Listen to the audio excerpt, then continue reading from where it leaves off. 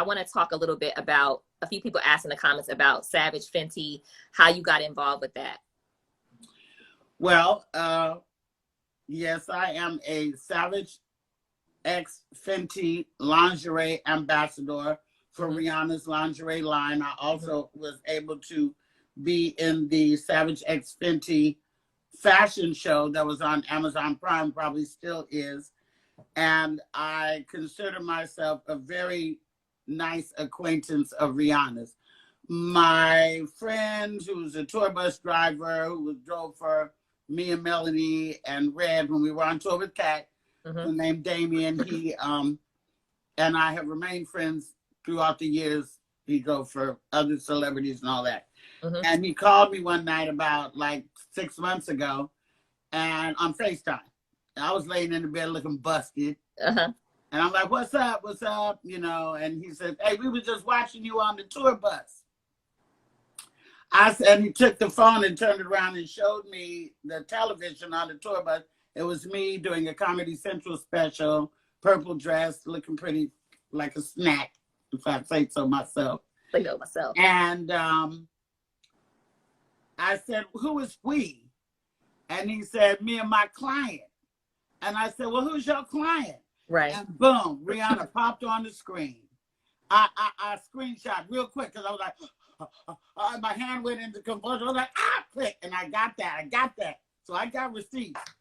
And Rihanna apparently is a very big comedy fan, and said she was a fan of mine, which, you know, blew my wig. And I was like, oh my gosh, I'm a fan of yours as well, you know, for so many reasons. I think she's a wonderful example of a Black entrepreneur, female entrepreneur, young woman.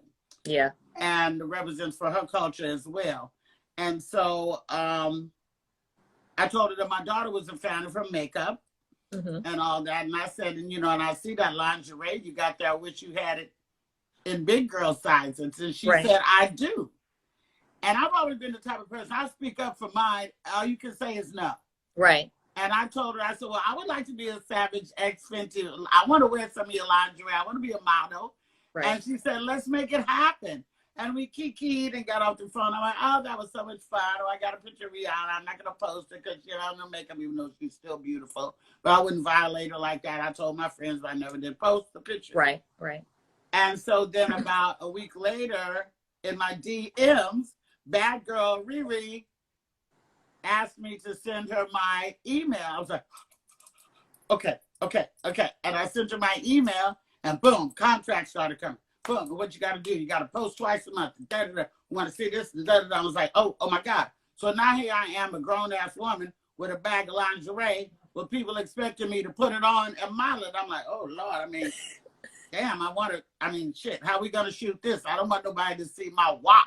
I don't want nobody to see my belly. Well, let's shoot it like this. Let me turn it like this. And I'm like, you know, and there's a lot of ass in Rihanna's lingerie. Yes. Luckily, I don't have a saggy behind, and I shot it and just sent it. And then they was like, yeah, you know, because you got to get approved for the photos and all this.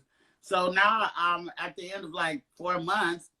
I think my contract was up, and I wrote a long text. I was ready to text Rihanna and put a post and thank you for the opportunity, and got a lot of sisters not only buying lingerie, but saying, you know, she's a certain age, she's a certain size. I'm going to give me some too. But then they said, no, not so fast. We'd like to extend your residence and your contract, and we're going to give you a raise. So here I am, about to get butt naked tomorrow and do the dadgum photo shoot for February.